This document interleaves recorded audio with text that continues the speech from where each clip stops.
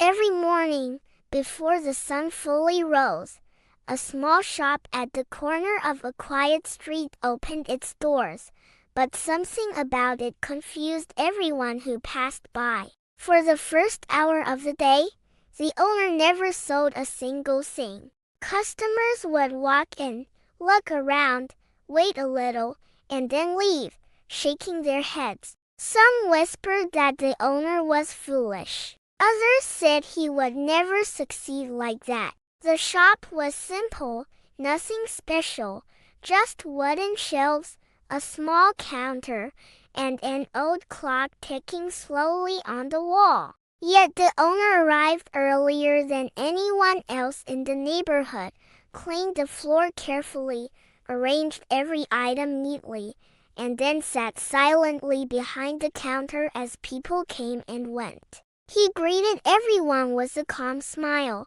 but never tried to sell them anything. Over time, rumors spread.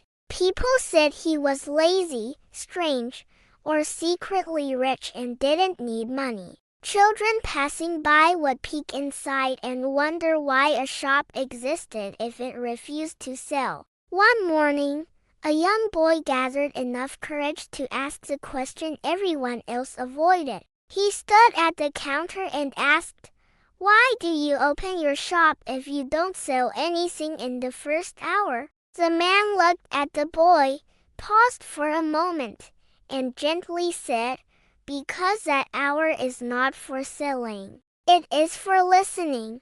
The boy didn't understand, but he nodded politely and left. Days turned into weeks, and weeks into years. The shop never closed, and strangely, it never failed either. Even though the first hour passed without a single sale, the rest of the day was often busy. People returned, some out of curiosity, others out of habit. They talked while browsing, sometimes complaining about life, work, or money, without realizing the owner was listening closely. He noticed patterns in their words, the way their voices changed when they spoke about fear, hope, or regret. He remembered who struggled, who rushed, who hesitated, and who kept making the same mistakes. Slowly, without giving advice or lectures, he adjusted his shop. He stocked items people truly needed, arranged them in ways that made sense, and priced them fairly. Customers felt understood, even though they never knew why. Years later, the boy who once asked the question returned as a grown man. Life had taught him lessons the hard way. He recognized the shop immediately, unchanged, still opening early, still quiet in the first hour. He walked inside and watched the owner sitting calmly, just as before. This time, the man asked, "Do you understand now?" The grown man finally smiled and said, "You weren't listening to words. You were listening to people."